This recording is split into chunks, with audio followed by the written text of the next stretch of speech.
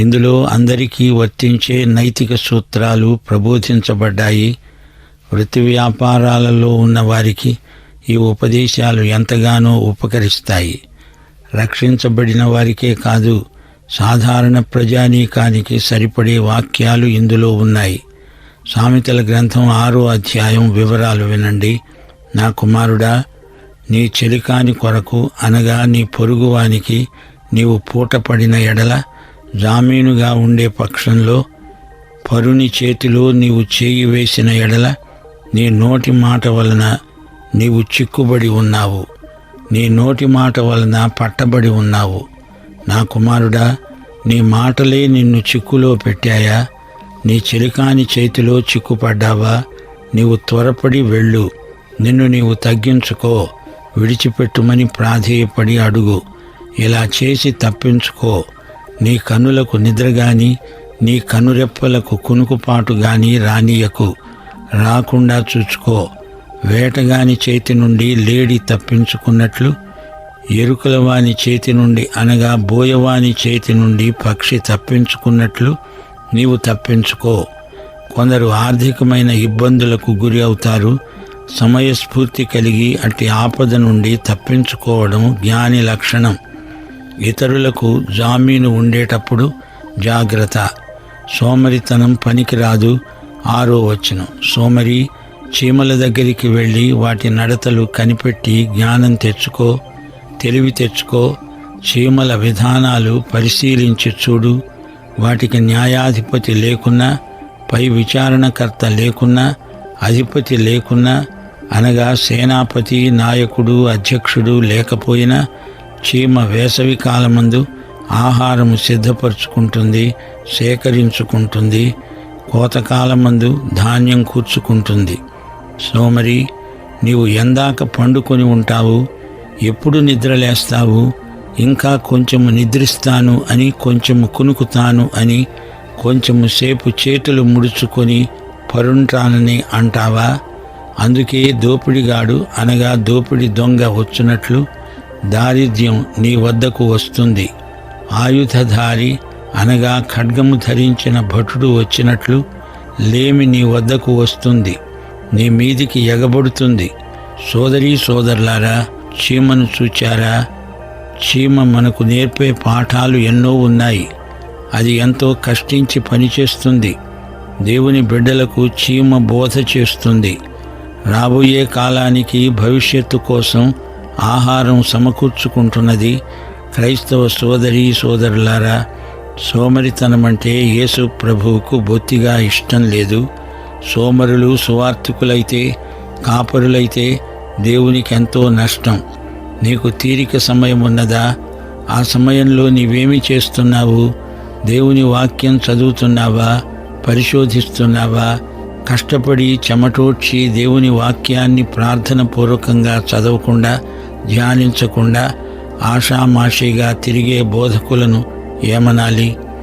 చీమను చూచి నేర్చుకోండి.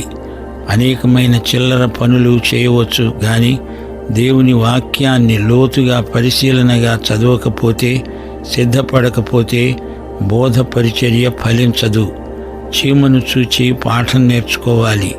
సోమరి, చీమను చూడు. 12వ వచనం, కుటిలమైన మాటలు పలికేవాడు పనికిమాలినవాడు, దుష్టుడై ఉన్నాడు. అతడు నిష్ప్రయోజకుడు, దుర్మార్గుడు. వాడు కన్నుగీటుతూ కాళ్లతో సైగ చేస్తాడు, వేళ్లతో గుర్తులు చూపుతాడు, చేసైగ చేస్తాడు, కాళ్ళు ఈడ్చుకుంటూ తిరుగుతాడు. ఈ విధంగా కన్ను గీటడం, సైగలు చేయడం, అల్లరి మూకలు చేసే పనులు. వారు చూపే గుర్తులకు రెండర్థాలుంటాయి. వారి హాస్యోక్తులు రెండర్థాలిచ్చేటట్లు ధ్వనిస్తాయి. ఇలాంటి గుర్తుల భాష మాట్లాడేవారు మన మధ్య ఉన్నారు.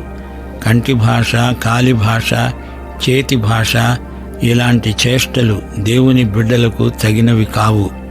14వ వచనం, వాని హృదయం అతి మూర్ఖ స్వభావం కలది. అంటే అతడు పెంకి, మొండి. వాడు ఎల్లప్పుడూ కీడు కల్పిస్తూ జగడాలు పుట్టిస్తాడు, దురాలోచనలు చేస్తాడు, జగడాలు రేపుతాడు. కాబట్టి ఆపద వాని మీదికి హఠాత్తుగా అకస్మాత్తుగా వచ్చి పడుతుంది.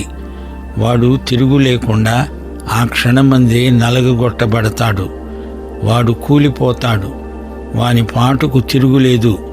సోదరీ సోదరులారా, మన నోటి మాట విషయమై జాగ్రత్తగా ఉండాలి. మధ్యాహ్న కాలపు సూర్యుని వలె ఎట్టి దాపరికము లేకుండా మన మాటలు వెలుగు ప్రకాశించేటట్లు ఉండాలి. గలతీ పత్రిక 6వ అధ్యాయం 7-8 వచనాలు మీరు వినలేదా? మోసపోకండి, దేవుడు వెక్కిరించబడడు. మనిషి ఏమి విత్తుతాడో ఆ పంటనే కోస్తాడు. ఎలాగనగా తన శరీరేచ్ఛను బట్టి విత్తేవాడు తన శరీరము నుండి క్షయమనే పంట కోస్తాడు.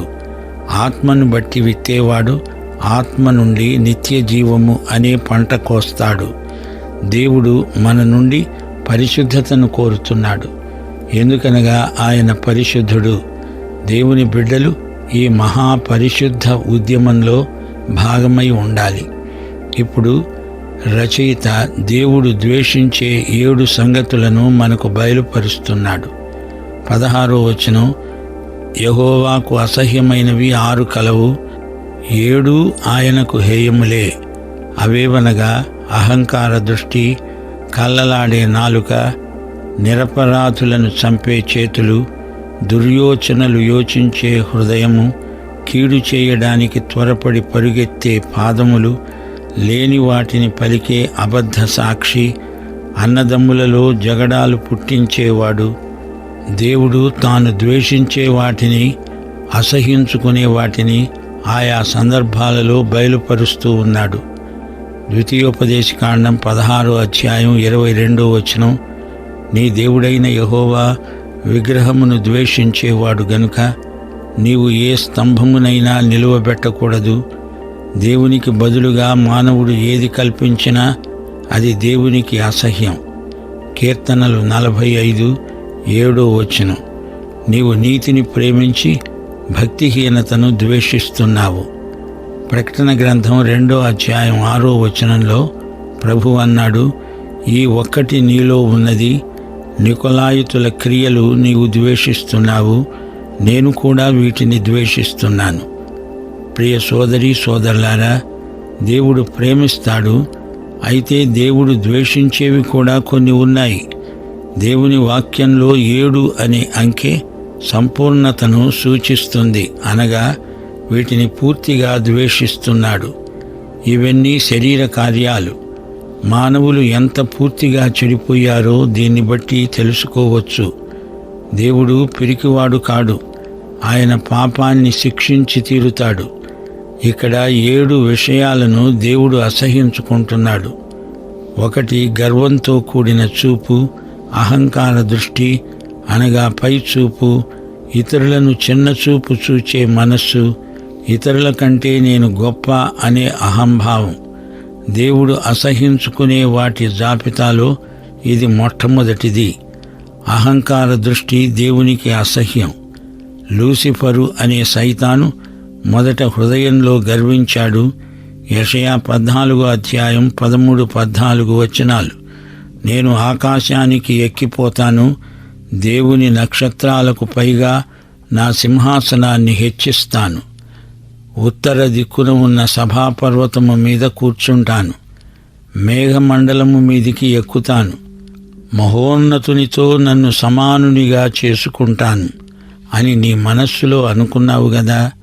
చూడండి, ఇతడికెంత గర్వమో. వీడే ఏదెను తోటలోనికి వచ్చి ఆదాము హవ్వలను శోధిస్తూ మీరు దేవుళ్ళైపోతారు అన్నాడు. ప్రతి ఒక్కడూ తనకు తానే దేవుడైపోవాలని అహంకారపు కోరిక. ఇదే కోరిక కోరుకున్నవారు ఎందరో ఉన్నారు. రక్షణను తన స్వప్రయత్నంతో సంపాదించుకుంటాను అనుకుంటాడు. దేవుడు, నీవు లేకపోయినా నా ప్రయత్నం నేను చేసుకోగలను అంటాడు. దేవుని స్థానానికి తనను తాను హెచ్చించుకోవాలని చూస్తాడు. ఇలాంటి మనస్తత్వం ఒక విధమైన జబ్బు. దేవుడు అహంకారులను ఎదిరిస్తాడు, దీనులకు కృప అనుగ్రహిస్తాడు. యోబు గ్రంథం 40వ అధ్యాయం 12వ వచనం, గర్విష్ఠులైన వారిని చూచి వారిని అణగొట్టు, దుష్టులు ఎక్కడున్నా వారిని అక్కడే అణగద్రొక్కు. కనపడకుండా వారందరినీ బూడిదలో పాతిపెట్టు. సమాధిలో వారిని బంధించు. అప్పుడు నీ దక్షిణ హస్తమే నిన్ను రక్షించగలదని నిన్ను గూర్చి ఒప్పుకుంటాను. దేవుడు ఈ సవాలును యోబుకు వేశాడు. మత్తయి సువార్త 5:3 ప్రభువు అన్నాడు, ఆత్మ విషయమై దీనులైన వారు ధన్యులు, పరలోక రాజ్యము వారిది. 131 1 యెహోవా, నా హృదయము అహంకారము కలది కాదు, నా కన్నులు మీదు చూచునవి కాదు. నాకు అందని వాటి అందైనా గొప్పవాటి అందైనా నేను అభ్యాసం చేసుకొనటలేదు అని దావీదు ఒప్పుకుంటున్నాడు. దేవుని ఎదుట ఎవరు గర్వించగలరు? యెషయా గ్రంథం 66:2 దేవుడు అంటున్నాడు, అవన్నీ నా హస్తకృత్యములు. ఎవడు దీనుడై నలిగిన హృదయము గలవాడై నా మాట విని వణుకుతూ ఉంటాడో వానినే నేను దృష్టిస్తున్నాను. ప్రియ సోదరీ సోదరులారా, మరచిపోవద్దు, దేవుడు అహంకార దృష్టి గలవారిని ద్వేషిస్తున్నాడు. అనగా వారిని కాదు, వారిలోని గర్వాన్ని ద్వేషిస్తున్నాడు. ఇక 2, అబద్ధాలాడే నాలుక, కళ్ళలాడే నాలుక, ఇది దేవునికి అసహ్యం. నాలుకను గురించి భక్త యాకోబు ఏమి చెప్తున్నాడో మీకు జ్ఞాపకం చేయగోరుతాము. యాకోబు పత్రిక 3:2 నుండి, ఎవడైనా మాట యందు తప్పని ఎడల అట్టివాడు లోపము లేనివాడై తన సర్వ శరీరమును స్వాధీనమందు ఉంచుకోవడానికి శక్తిగలవాడవుతాడు. నాలుక చిన్న అవయవమే అయినా బహుగా అదిరిపడుతుంది. నాలుక అగ్ని. నాలుక మన అవయవాలలో ఉంచబడిన పాప ప్రపంచమై సర్వ శరీరానికి మాలిన్యం కలుగచేస్తూ ప్రకృతి చక్రానికి చిచ్చు పెడుతుంది. అది నరకము చేత చిచ్చు పెట్టబడుతుంది. ఏ నరుడు నాలుకను సాధు చేయనేరడు. అది మరణకరమైన విషంతో నిండినది. అది నిరర్గళమైన దుష్టత్వమే. కీర్తనలు 116:11 దావీదు అంటున్నాడు, నేను తొందరపడిన వాడనై ఏ మనుష్యుడును నమ్మదగినవాడు కాడు, అబద్ధికుడు అనుకున్నాడు. కీర్తనలు 122 దావీదు ప్రార్థించాడు, యెహోవా, అబద్ధమాడే పెదవుల నుండి, మోసకరమైన నాలుక నుండి నా ప్రాణాన్ని విడిపించు. కీర్తన 51:6 దావీదు మళ్ళీ ప్రార్థించాడు, దేవా, నీవు అంతరంగములో సత్యము కోరుతున్నావు, ఆంతర్యమున నాకు జ్ఞానము తెలియచేస్తావు. 31 కీర్తన 5 నా ఆత్మను నీ చేతికి అప్పగిస్తున్నాను. యెహోవా, సత్యదేవా, నన్ను విమోచించేవాడవు నీవే. సోదరీ సోదరులారా, నాలుక విషయమై జాగ్రత్త. ఇక 3, నిరపరాధులను చంపే చేతులు. దేవుడు అనుగ్రహించిన ప్రాణాన్ని మానవుడు అంతమొందిస్తే అది ఘోర పాపం. ఎవడైనా హత్య చేస్తే అతనికి భూమి మీద బతికి ఉండే హక్కు పోతుంది. ఇది దేవుని వాక్యము చెప్పే తీర్పు. 4, దుర్యోచనలు, యోచించే హృదయం. ఇది దేవునికి అసహ్యం. మానవ హృదయంలో నుండి సహజంగా దురాలోచనలు బయలుదేరతాయి. దానిని ఒప్పుకోవాలి. మానవునికి హృదయశుద్ధి కావాలి. హృదయశుద్ధి గలవారు ధన్యులు, అట్టివారికే దేవుడు కనపడతాడు. నీ కన్నులు, నాలుక, చేతులు, హృదయం, పాదాలు, వీటన్నిటినీ పరమవైద్యుడైన యేసుక్రీస్తు పరీక్ష చేస్తున్నాడు. 5, కీడు చేయడానికి త్వరపడి పరుగులెత్తే పాదాలు. ఇవి కూడా దేవునికి అసహ్యమే. యెషయా గ్రంథం 59:7 వారి కాళ్ళు పాపము చేయడానికి పరుగెత్తుతున్నాయి. నిరపరాధులను చంపడానికి అవి త్వరపడతాయి. వారి తలంపులు పాపహేతుకమైన తలంపులు. ఇక 6, లేని వాటిని పలికే అబద్ధ సాక్షి. ఇలాంటి అబద్ధ సాక్ష్యాలు దేవునికెంతో అసహ్యకరమైనవి. మరి ఒకటి ఉన్నది, 7, అన్నదమ్ములలో జగడాలు పుట్టించే వ్యక్తి. ఇలాంటి వాటిని దేవుడు ద్వేషిస్తాడు. మత్తయి సువార్త 5వ అధ్యాయం 9వ వచనంలో ప్రభు అన్నాడు, సమాధానపరిచేవారు ధన్యులు, వారు దేవుని కుమారులు అనబడతారు.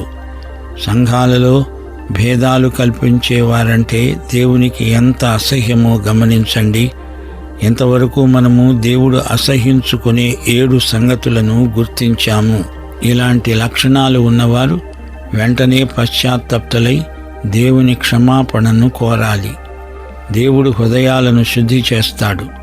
సామెతలు 6వ అధ్యాయం 20వ వచనం నుండి, నా కుమారుడా, నీ తండ్రి ఆజ్ఞను గైకొని నీ తల్లి ఉపదేశాన్ని తోసివేయకుండా వాటిని ఎల్లప్పుడూ నీ హృదయమందు ధరించుకో.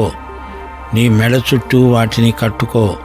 నీవు త్రోవను వెళ్ళేటప్పుడు అది నిన్ను నడిపిస్తుంది. నీవు పండుకునేటప్పుడు అది నిన్ను కాపాడుతుంది. నీవు మేలుకొనేటప్పుడు అది నీతో ముచ్చటిస్తుంది. యువకుడు విద్యాభ్యాసం చేసేటప్పుడు ఎలా వ్యవహరించాలో రచయిత చెప్తున్నాడు.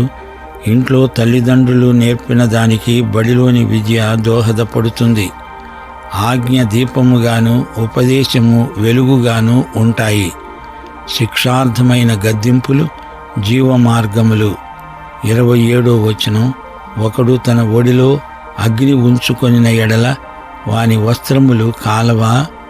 నిప్పుల మీద నడిస్తే పాదాలు కమిలిపోవా? అలాగే వేశ్యాసాంగత్యము వల్ల యువకులు నాశనమైపోతారు. వ్యభిచారం వల్ల ఎన్నో కుటుంబాలు విచ్ఛిన్నమైపోయాయి. ఒక స్త్రీని మోహపు చూపుతో చూస్తే అది వ్యభిచారమే అవుతుంది. భార్య ఉండగా మరొక స్త్రీతో అక్రమ సంబంధం పెట్టుకోవడం శరీరానికే కాదు, ఆత్మకు కూడా ఎంతో ప్రమాదం. 32వ వచనం, జారత్వము జరిగించేవాడు కేవలం బుద్ధిశూన్యుడు. వానికి కలిగే అపకీర్తి ఎన్నటికీ తొలగిపోదు.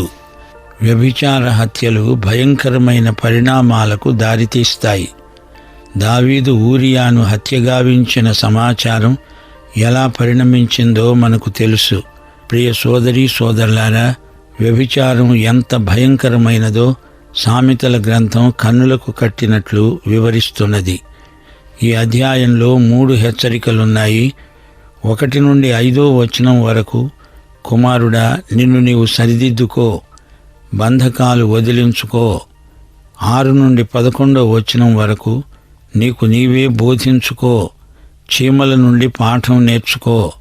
12 నుండి 35వ వచనం వరకు, నిన్ను నీవే కాపాడుకో, చెడు సహవాసాలు మాను, దేవుడు ద్వేషించేవి నీవు ద్వేషించు, పరస్త్రీల పొందును ఆశించవద్దు. ఈ అధ్యాయం అంతా మళ్ళీ ఒకసారి మీరు చదువుకోండి. దేవుడు మిమ్మును సమృద్ధిగా దీవించునుగాక.